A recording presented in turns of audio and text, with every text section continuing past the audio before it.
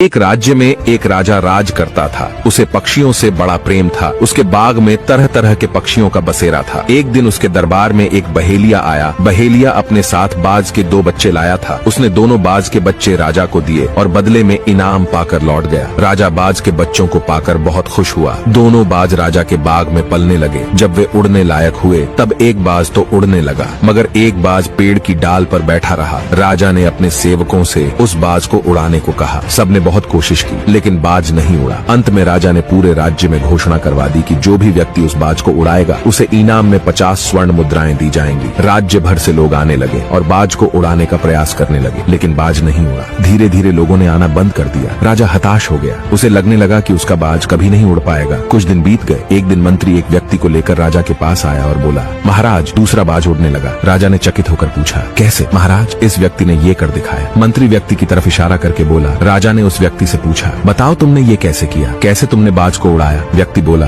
महाराज, मैंने वो डाल काट दी जिस पर बाज बैठा हुआ था। निष्कर्ष, हम सफलता की ऊंची उड़ान भरना तो चाहते हैं, लेकिन अपने कंफर्ट जोन से बाहर निकलना नहीं चाहते। सफलता प्राप्त करने के लिए रिस्क लेना पड़ता है, आराम छोड़ना पड़ता है और जी जान से मेहनत करनी पड़ती है। यदि आप इसके लिए तैयार हैं तो आपको सफल होने से कोई रोक नहीं सकता। और आप लोगों को इन सब में दिलचस्पी है तो हमारे साथ जुड़े रहिए।